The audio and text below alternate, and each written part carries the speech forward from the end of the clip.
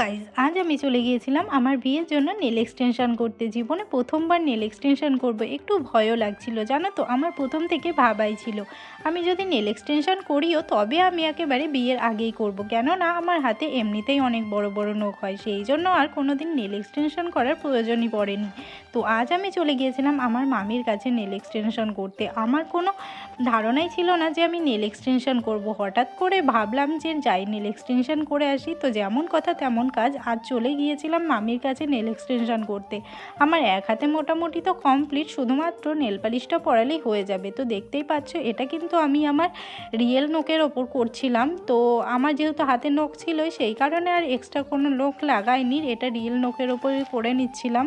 আমি যে nail extension করব এরকম কোনো ধারণা আমার মাথাতেই ছিল না। হঠাৎ করে বান্ধবীরা বলল যে তুই তো নেল এক্সটেনশনই করিসনি, সেই কারণে কিন্তু আমি বিয়ের আগের দিন ছুটেছিলাম নেল এক্সটেনশন করতে। তো এই যে দেখো, আমার দুই বাড়ির ড্রেসের সঙ্গে ম্যাচ করে আমি এই নেলটা করেছিলাম। রেডের উপরে তো সকলেই করে, কিন্তু আমার এটা ভীষণই ভালো লেগেছিল। আর আমার রিসেপশনের দিনের লেহেঙ্গা ছিল pink colour, light pink colour, আর ওটা ছিল মানে আমার শাড়িটা ছিল একটু মেরুন কালার, সেই কারণে আমি এটাই করলাম। তো তোমাদের কাছে আমার নেলটা কেমন লাগছে অবশ্যই জানিও। তো যাই বলো, আমার কাছে কিন্তু রিয়েল নখের ওপর যেই ডিজাইনটা করেছিল সেটাই বেশি ভালো লাগছিল। আর ডান হাতের যেই নীলগুলো তোমরা দেখতে পাচ্ছ ওটা কিন্তু এক্সটেনশন নেল। তো যাই হোক, তোমাদের কাছে কোনটা বেশি ভালো লাগছে অবশ্যই জানিও। চলো টাটা।